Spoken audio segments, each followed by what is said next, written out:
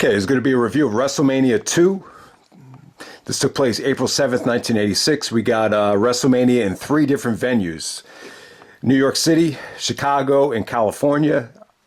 You know, at the time they're trying to, appeal. WWF is trying to get more national appeal, because we're still not too far removed and, from the territory days. I think at that time, certain wrestling promotions just appealed to the South or the West or New York City. So, before you could become a global company, you got to become a national company. So I think it was a good decision. I think at the time, I think that was a good call by Vince. I think some people questioned it. It feels like a bit much. But I thought the broadcast actually worked quite well. You had 3 different arenas, 3 different atmospheres. So I thought it worked pretty well. Combined attendance of 40,085.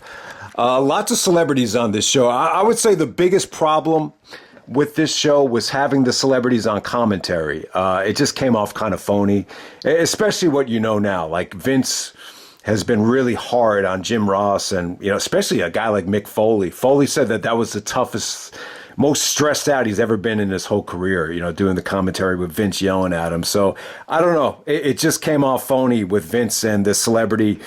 What was her name? Susan St. James in New York. It came off very phony. You could just tell Vince was, trying to put on an act. Obviously he's not going to curse out the celebrities. So you had little things like that. But overall, you had a lot of celebrities here, a ton of celebrities. A lot of them, were kind of flash in the pans. I think, just famous for a short amount of time. But you had some legends on this show, like Joan Rivers. You got Chocolate Thunder, Darryl Dawkins. From the NBA, used to shatter backboards. Ozzy Osbourne, I think that was a good. Dick Butkus.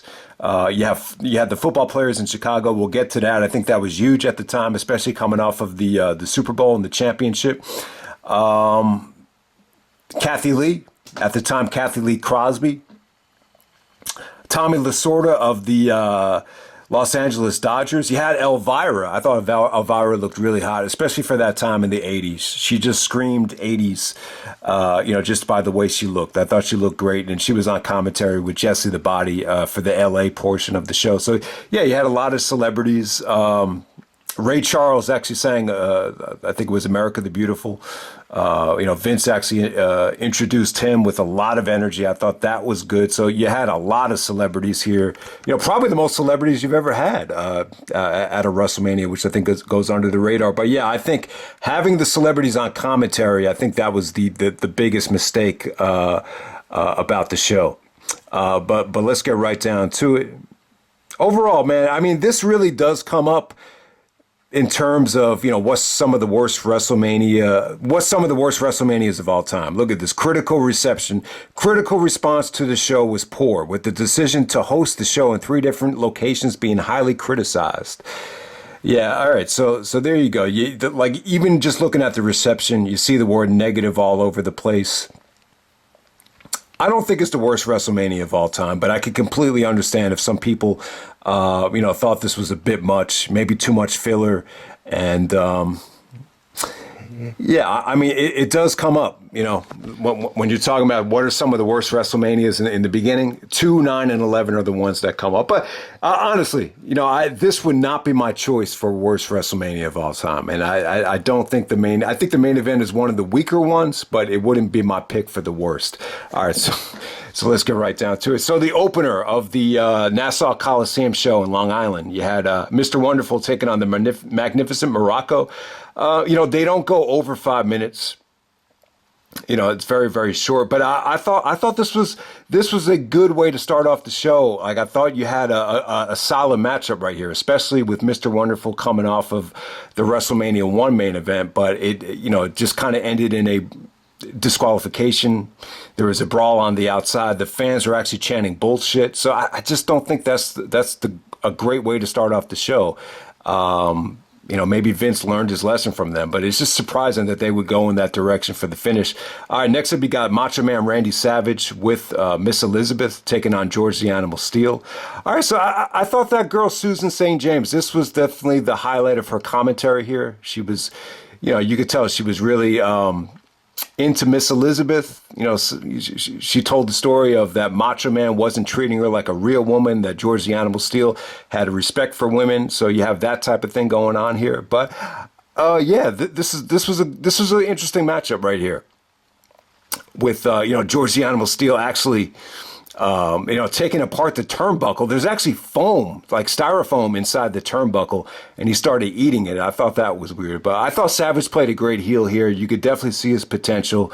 He gets the heel victory with the foot on the rope. But this story of Miss Elizabeth and George the Animal Steele, I think this went on for years. So this was definitely one of the more memorable things of the show. So Savage retains the IC title.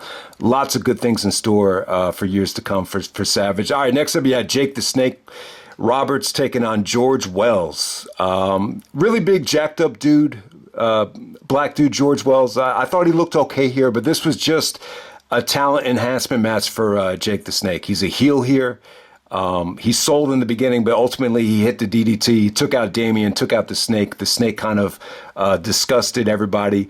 But yeah, I don't think they really got much out of the Jake heel persona, especially in the 80s. Like when you think about it, like how come they didn't try to do Jake the Snake versus Hogan at WrestleMania? I understand that they tried to do it in certain areas, and Jake actually got really over. Then they were afraid to do it on a bigger show. But I'll tell you, it just doesn't feel like they got enough out of heel Jake the Snake. You didn't really get to see it until late 1991, where it was really memorable against Savage. That was some of the most frightening shit I could ever remember seeing as a kid. So you just say to yourself, what if? It really felt to me like at this time, Jake really wasn't connecting well in New York City. He didn't get a lot of heat. He didn't really get the babyface pops that you hear them talk about, which is why they didn't do the Hogan match. So I don't know. And you got to keep in mind, I think he just came onto the company, and we're not too far removed from the Mid-South days right there. But it was a good introduction for Jake the Snake. I think he was actually babyface a year later at WrestleMania. That's around the time where I think he made the turn. But yeah, bottom line is you just feel like you could have gotten so much more out of Jake Roberts as a heel, like especially in the 80s, Jake the Snake versus Hogan at WrestleMania. Like you just say to yourself, what, that would have been a much more attractive option, especially for this show right here, in my opinion. All right, next up you had the boxing match. You have Mr. T taking on Roddy Piper. So it's weird here. In a lot of ways, I feel like this stole the show. In other ways, I feel like it kind of brought the show down. All right, so if you're a big fan of Clubber Lang and Rocky III, this kills Rocky III, like for me, in a lot of different ways. I mean, there's that scene with Burgess Meredith, Mickey saying to Rocky, he's like, because this guy will kill you, Rock. You haven't been hungry since you won the belt. This guy is a wrecking machine. He's hungry. And, all those lines and all that time with Mr. T just being, angry and just looking like a monster in the Rocky films. And you see this match right here, you're just like, man, Mr. T sucks. Like, as the match went on, you could just tell Mr. T just wasn't in the condition that he was in WrestleMania 1. He definitely put on some weight. WrestleMania 1, he was in great shape. He was...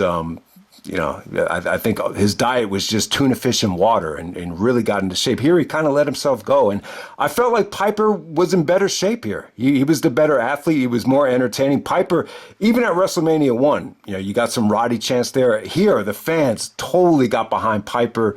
I thought Piper was the better performer here. There was a spot at the end of the match. Piper actually shoves the referee while they're in the corner, and then he suplexes Mr. T. That got a huge babyface reaction. But I got to tell you, I think Piper is a little bit racist, though. I mean, he said the line about Mr. T. He said, I don't have to cut my hair like an Indian and paint myself black.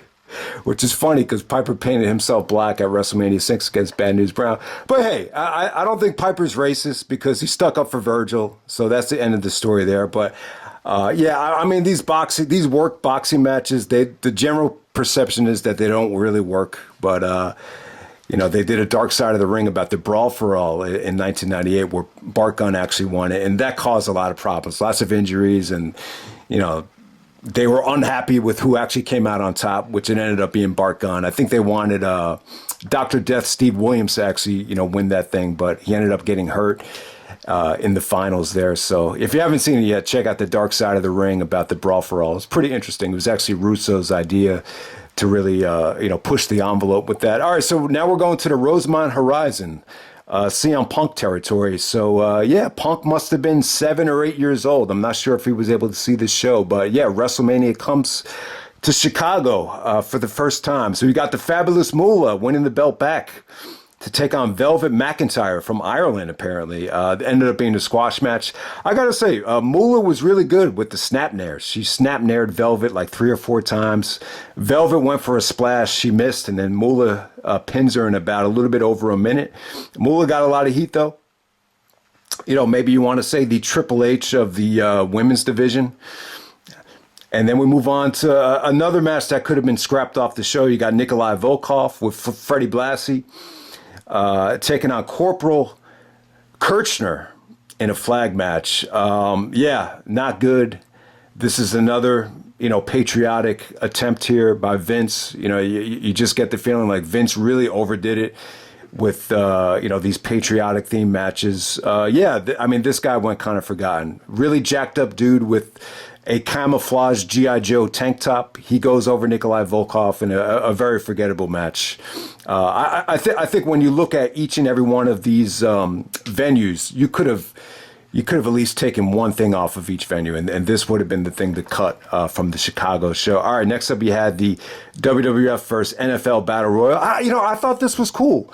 This was not bad at all. You don't have the exact. Let me see if they have a whole list here of all the names here. But this was great for the live crowd, and this was great to establish the World Wrestling Federation in Chicago. So we're coming off of the Chicago Bears, winning the Super Bowl in 1985. I guess it would be the 86 Super Bowl. So they're fresh off of that. At the time, Michael Jordan still had the injured foot. The broken foot. So the Bears were really the team that owned Chicago. And, it just wasn't any championship team. The 85 Bears, they made a documentary about them on ESPN. They set records for, possibly the best defensive football team of all time. So you had some guys from the 85 Bears out there, including the Refrigerator Perry. He really stole the show here. The stuff between him and Big John Studd was really good. I got to say, Studd was good here. I could see why he won the Royal Rumble. He was really the MVP here as a heel. So he eliminated Refrigerator Perry, and then he went to shake his hand, and then Refrigerator Perry drags Big John Studd out of the ring. So that was like the WrestleMania moment of the Chicago portion. You've seen that time and time again. But Refrigerator Perry, really big dude, really made an impact for the Bears. Kind of had a little bit of a beer belly hanging out, and the plumber's crack as well. But he was a fun guy. He was fun. He actually showed a lot of charisma in this match. Who else you had in this match? You had Bruno Sammartino out there. So Sammartino was in there. You got to see him and Bret go at it. You got to see him and Andre go at it a little bit. So it came down to Andre and the Hart Foundation. So Andre gets his revenge on Bret for the disastrous, ride to the airport in Calgary where Andre threw a fit. So that was pretty cool. So you want to make Andre looking strong going into WrestleMania 3. All right, so next up we got the match of the night. We got the dream team of Greg the Hammer Valentine and Brutus the Barber Beefcake taking on the British Bulldogs with Davey Boy Smith and Dynamite Kid for the tag team titles. Yeah, you know what, man? I thought this was really good. This was crisp. I thought this was just a great wrestling match. I thought it really was, man. Davey Boy showed some great feats of strength. I thought Dynamite Kid looked crisp, but a little bit slow paced. If some people were going to expect, match of the night here, you would expect it to be a little bit more faster paced. Ultimately, man, I thought Greg Valentine played a great heel, very rugged. He busted out a nasty looking pile driver where it looks like he's trying to make the guy land on his stomach rather than his head. So very safe, very, very, very crisp. But I gotta say, like, if you were a fan of Dynamite Kid, I think you definitely enjoyed this match. You could definitely see the Benoit comparisons. You know, Benoit's, I believe he stated that he, watched every WrestleMania as a kid. So you just kind of wonder, how did this match come off in Benoit's eyes? Like, did he think this was a watered down version of the Dynamite Kid, or was he really happy with this? I would say that he was probably satisfied with it. I mean, the Bulldogs won the tag team titles. The finish is kind of weird and dangerous too. So Davey Boy, he takes Greg Valentine's head and he just slams it into Dynamite Kid's head. Dynamite Kid gets busted open. I don't think they want to show it because, in the main event, Bundy bled like crazy. I think that would have took away some of the suspense if you see all that blood. So they didn't want to show Dynamite's face. But yeah, the Bulldogs win the tag team titles. Davey Boy cuts an emotional promo saying that now that they're the tag team champions, they're going to stay in America, stay full time. I thought Beefcake looked good here, but it was really Valentine really carrying the bulk of the match. So good match, definitely the match of the night. I don't know how high this is going to rank in terms of WrestleMania matches, but from a technical standpoint, this is by far, I would say, the best match out of the first two WrestleManias. And then we move on to Los Angeles. We got Ricky the Dragon Steamboat taking on Hercules Hernandez in the first match. I thought this was good. I thought this was better than Steamboat's match from WrestleMania 1. It just felt like it was more back and forth. Hernandez really dominated the match with his strength. Steamboat really had to use his speed, did a baseball slide to build momentum and do some arm drags and some hip tosses to Hernandez. Hernandez got kind of cute at the end, tries to do a splash, and then Ricky does his signature crossbody off the top rope. Jesse, the Body, was arguing that the referee made a fast count there. It should have been more consistent, but it didn't really affect me too much. I thought this is another good performance from Steamboat. When you hear about Steamboat in WrestleMania, only one match gets brought up, but I would definitely say like WrestleMania 1, 2, 3, and 4. I think Steamboat deserves a lot of credit for really laying down the groundwork for WrestleMania. Just, obviously the Savage match is by far the most memorable thing he was ever a part of at WrestleMania. But these other matches are just, really, really nice pieces that put the puzzle together, I would say. All right, next up, so you got another match that should have been cut. You got Adrian Adonis with Jimmy Hart taking on Uncle Elmer. Yeah, this is bad to watch. Elmira on commentary. Elmira looked really hot, too. Really, really hot. Her commentary didn't bother me too much. She was kind of negative on this. She said she's never seen so much cellulite in the ring at the same time. So that was pretty funny. But yeah, Adrian Adonis, you could definitely tell this dude probably inspired the Goldust character to a degree. He's wrestling in like a nightgown and almost like lipstick and a bra. But Jesse was trying to put over that even though he looks a little bit weird, he's very dangerous in the ring. And then obviously he took on Piper at WrestleMania 3. So you have that going on there. The Uncle Elmer thing, kind of a, looked like it could have been part of the Godwins. But yeah, this is a match that just didn't do it for me. I just wasn't a big fan of it.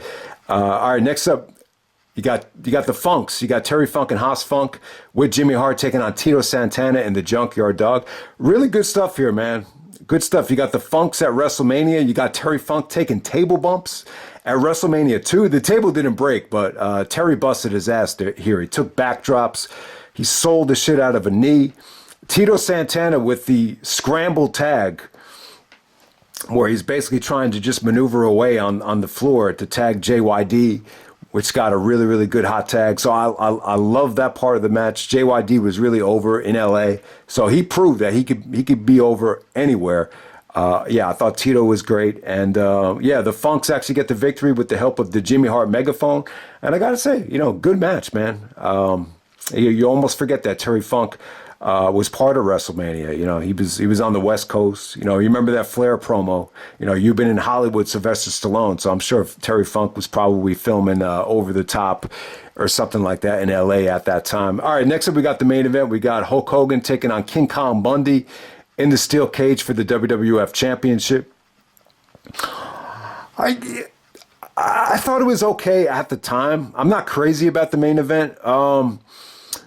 So Bundy attacks Hogan out of the blue on Saturday night's main event, just kind of splashes him, breaks Hogan's ribs.